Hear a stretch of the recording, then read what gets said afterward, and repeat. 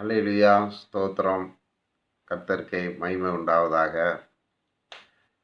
தினமும் நினைவுகூரும் சம்பவங்கள். ஆமாங்க. வாழ்க்கையில் எதையாவது கற்றுக்கிட போனோம்னா யாரும் கற்றுக் கொடுக்க மாட்டாங்க. அதுக்காக நம்ம சோர்ந்து போயிடக்கூடாது. மாதா பிதா குரு தெய்வங்கிறாங்க.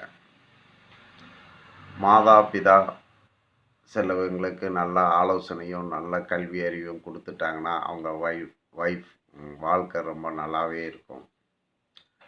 கடவுள் படைப்பால் சில பேர்களுக்கு மாதாபிதா குருவாகிய அவங்களால காண்டாக்ட் பண்ணி அவங்களோட நல்ல வாழ்வியல் கிடைக்காம போகிற ஒரு சந்தர்ப்பங்களும் கிடைச்சிடும்.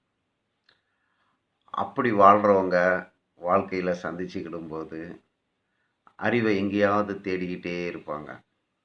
சமயம் கிடைச்சாலும் கிடைக்காட்டாலும் வாய்க்காட்டாலும் யாருக்கிட்டையாவது நல்ல அறிவு கிடைச்சிக்கிட்டே இருக்கும். அதை கொஞ்சம் கொஞ்சமாக தேடி அந்த கயிறை பிடிச்சிக்கிட்டு வந்துக்கிட்டே இருப்பாங்க. ஆமாங்க. நம்ம வாழ்க்கையில் முன்னேறணும்னு ஆசைப்படும் போது யாராவது நீங்கள் முன்னேறிக்காங்கன்ட்டு ஈஸியாக வழி சொல்லி கொடுக்குறாங்களா? ஒருத்தரும் கிடையாது. அப்போ நாம் தான் அந்த வழியை தேடி தேடி கண்டுபிடிச்சிக்கிட்டுறோம். அந்த கண்டுபிடிக்கிற வழியும் வேதனை இருக்கே, அதை நினச்சி பார்த்தாலே ஒரு சந்தோஷம். ஒரு கஸ்டமர்கிட்ட போய் நம்ம உட்காந்து பேச ஆரம்பிக்கும்போது பொதுவாக சந்தேகப்படுவாங்க. இவங்க ஏன் நம்மக்கிட்ட பேசுகிறாங்க, இவங்க நம்மளை பற்றி ஏதாவது தெரிஞ்சுக்கிடுவாங்களா அப்படின்னுக்கிட்டு. அவங்க தப்பான எனக்கு தப்பு இல்லை, ஏன்னா உலகம் தப்பாக இருக்குது இல்லையா. ஆனாலும் அவங்கள்ட்ட பேசும்போது நம்மளுடைய நல்ல குணங்களையும் அவங்கக்கிட்ட காமிக்க முடியும். அவங்ககிட்ட இருக்க நல்ல குணங்களை நம்மளை எடுத்துக்கிட முடியும். நம்மக்கிட்ட இருக்க கெட்ட குணங்கள் இருந்துச்சுனாலும் அதை விளக்கிக்கிட முடியும். அவங்ககிட்ட இருக்க நல்ல குணங்களை நம்ம கற்றுக்கிட முடியும். அப்போ அது சாப்பாட்டு காரியமாக இருந்தாலும் சரி, உடல் சம்மந்தப்பட்ட காரியமாக இருந்தாலும் சரி, ட்ரெஸ்ஸு சம்மந்தப்பட்ட காரியமாக இருந்தாலும் சரி, எக்ஸசைஸ் சம்மந்தப்பட்ட காரியமாக இருந்தாலும் சரி, கடவுள் சம்மந்தப்பட்ட காரியமாக இருந்தாலும் சரி, இப்படி ஒவ்வொன்றும் நம்ம ஒரு ஃப்ரீ எம்பிஏ மாதிரியும் மார்க்கெட்டிங் மாதிரியும் தேடி தேடி அவங்கள்ட்ட இருந்து நம்ம கற்றுக்கிடுறதுக்கு வாய்ப்பு கிடைக்கும். ஒரு சில கஸ்டமர் பேசிக்கிட்டு இருக்கும்போது சிலவங்க சந்தேகப்படுவாங்க. ஏப்பா நீ அதிகமாக பேசுகிறாங்கன்னு சொன்னால் நம்ம வாயை மூட்டு நம்ம பாட்டு நம்ம வேலையை பார்த்துக்கிட்டே இருக்கலாம். சிலவங்க ரொம்ப அன்பாக பிரியமாக பேச ஆரம்பிச்சிருவாங்க. பிரியமாக பேசும்போது தான் நம்மளுக்குள்ள ஒரு நல்ல நட்பு கிடைக்கும், நல்ல ஒரு பிஸ்னஸ் கிடைக்கும். மார்க்கெட்டிங்கில் முதல்ல நம்மளை விற்றுறணும், அப்புறம் நம்ம பொருளை விற்கணும். அப்படிங்கும்போது அவங்கக்கிட்ட ஒரு நல்ல ஃப்ரீ மைண்டுகளை கொண்டு வரணும். லேடிஸ், ஜென்ட்ஸு, அவங்க ஹஸ்பண்ட்ஸ் எல்லாருமே அங்கிள் நல்ல ஒரு அன்பாக பேசுவார், அன்பாக நடப்பாருங்கிற ஒரு உருவத்தை உருவாக்கிக்கிறணுங்கிறது நான் பிறர்கள்ட்ட கேட்டு கேட்டு தெரிஞ்சு படித்து கொஞ்சம் கற்றுக்கிட்டதுனால கிராமத்தில் பிறந்து சென்னைக்கு வந்து இந்த பிள்ளைலாம் பிழைக்க போதா, இதெல்லாம் எப்படி பிழைக்கிறேன்னு சொல்கிற மத்தியில் ஏதோ பிழைச்சிக்கிட்டு கஞ்சி குடிச்சிக்கிட்டு இருக்கிறாங்க. ஆமாங்க. ஒரு ஃபயர் ஆஃபீஸரை பார்த்தேன். அவங்கக்கிட்ட பேசிக்கிட்டே இருக்கும்போது ஃபயர் டிபார்ட்மெண்ட்னா என்ன, அது விஷவாயுனா என்ன, விஷவாயு எப்படி உருவாகும், அதை எப்படி கண்டுபிடிக்கிறது, அந்த காலத்து மெத்தட்ஸ் இந்த காலத்து மெத்தட் எப்படின்னு தெரியாது. ஒரு ஃபயர் ஸ்டேஷனுக்கு எவ்வளோ வேலைகள் இருக்குது, என்னென்ன வேலைகளுக்கு அது யூஸ் ஆகுது, அது இருக்கிறதுனால எவ்வளோ பெனிஃபிட்டுங்கிறத ஃபயர் டிபார்ட்மெண்ட்டை பற்றி சொன்னாங்க. ஒரு இன்ஸ்பெக்டர்கிட்ட பேசிக்கிட்டு இருக்கும்போது சட்டம்னா என்ன, சட்டத்தில் எவ்வளோ பிரச்சனைகள் இருக்குது, அந்த பிரச்சனைக்கு மத்தியில் அவங்க எப்படி டியூட்டி பார்க்குறாங்க, அவங்க மேலதிகாரிகள்கிட்டையும் கோர்ட்டுக்கும் ஜட்ஜிகள்கிட்டையும் எவ்வளோ அவஸ்தைப்படுறாங்க அப்படிங்கிற மன வருத்தங்களையும் மன சந்தோஷங்களையும் இதுக்கு மத்தியில் தான் நம்ம டியூட்டி பார்க்குறோம் அப்படின்னு நம்மளோட ஷேர் பண்ணிக்கிட்டாங்க. ஒரு நர்ஸம்மாக்கிட்ட வேலை பேசிக்கிட்டு இருக்கும்போது அவங்க நர்ஸு தொழிலில் எவ்வளோ பிரச்சனைகள் இருக்குது, எத்தனை பிரச்சனைகளுக்கு மத்தியில் அவங்க தியாகமாக வேலை பார்க்குறாங்கங்கிறத தெரிஞ்சுக்கிட வேண்டியிருக்குது.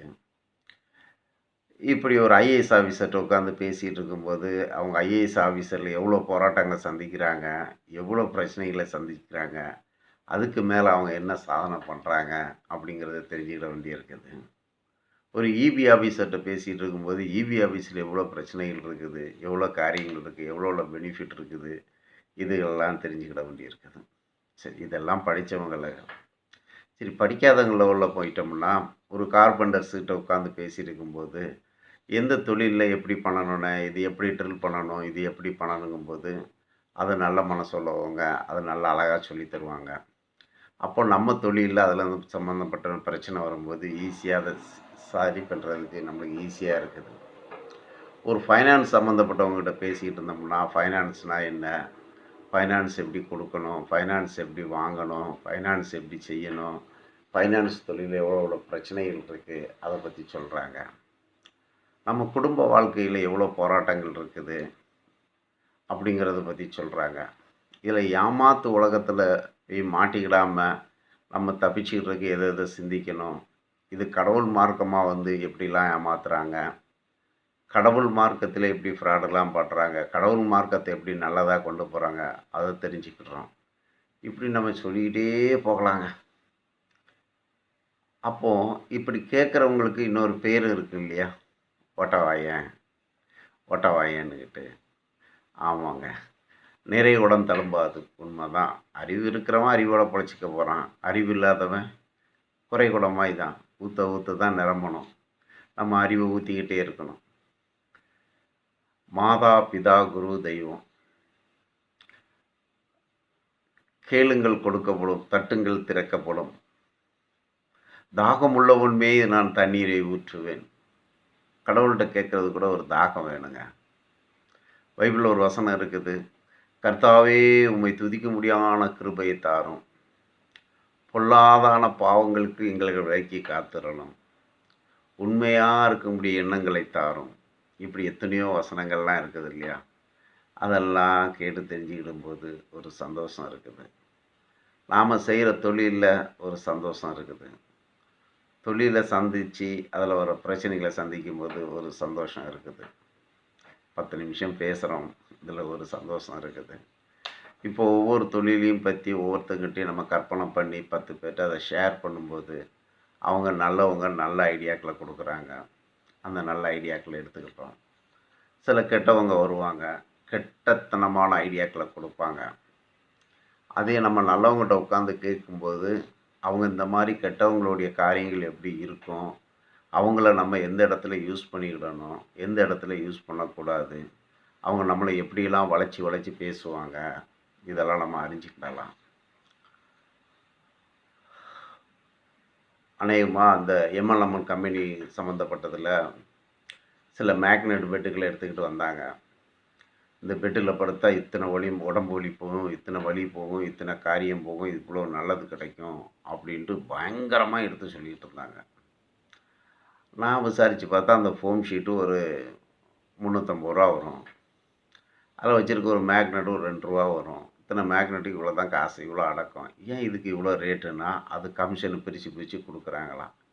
அதாவது என் வீட்டு காசை கொண்டு அவங்ககிட்ட கொடுத்துட்டு, அவங்க அதை 10 பேருக்கு கமிஷன் கொடுப்பாங்க. அதில் நான் கோடீஸ்வரன் ஆயிடுவேன் அப்படின்னு கதை விட்டாங்க.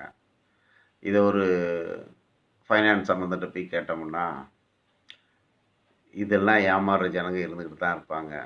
சிட் ஃபண்ட்ஸில் போய் ஏமாறுறது, சீட்டு போட்டு ஏமாறுறது, பகுத்தறிவு இல்லாமல் ஏமாறுறது, சாமியார்கிட்ட ஏமாறுறது, இதுக்கெல்லாம் காரணம் என்னென்னா, நான் தான் அறிவாளி, நான் தான் புத்திசாலி, எனக்கு எல்லாமே தெரியும் அப்படின்ட்டு பல பேர்கிட்ட கேள்வி ஞானமும் எதிர்கேள்வியும் இல்லாமல், பல பேர்கிட்ட கேட்டு தெரிஞ்சிக்காம, தானே புத்திசாலின்னு வாழ்கிறவங்கெல்லாம் இதை சந்திச்சே ஆகணும். அப்படி எங்களுக்கு தெரிஞ்ச ஆஃபீஸர் ஒருத்தர் ரொம்ப நல்லவர். பாட்டு மேலே இசையில் பதிவாகிட்டார். இவருடைய புத்திசாலியை அறிஞ்சு அங்கே இருக்கிற ஸ்டாஃபுங்க இவரை நல்லா வச்சுட்டு கையெழுத்தை வாங்கி வாங்கி இருக்கிற குடோனில் இருக்க சரக்கெல்லாம் ஏற்றி அனுப்பிச்சிட்டாங்க. கடைசியில் அவர் மாட்டிக்கிட்டார். எதுவுமே கடவுளுக்கு பயந்து நியாயமாக போகும்போது எல்லாம் நல்லா நடக்கும். தன்னைத்தானே உயர்த்துகிறவன் தாழ்த்தப்படுவான், தன்னைத்தானே தாழ்த்துகிறவன் உயர்த்தப்படுவான். எந்த சூழ்நிலையிலும் கடவுளுக்கு மிஞ்சி எண்ணாமல் நமக்கு முன்னாடி இருக்கிறவங்களும் புத்திசாலி தான், அவங்ககிட்ட கேட்டு தெரிஞ்சுக்கிடுவோம். பெரியவங்களோட எண்ண வாய்ப்பு நம்மளுக்கு ஆசீர்வாதமாக இருக்கும். ஆசீர்வாதத்தை நாடுவோம், ஆசீர்வாதத்தை தேடுவோம்.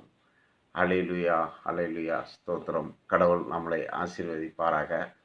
இம்மட்டுமா நம்மளை நடத்தி வந்த கடவுளுக்கு கோடான கோடி ஸ்தோத்திரம். அல்லேலூயா. ஆமேன், ஆமேன், ஆமேன், ஆமேன்.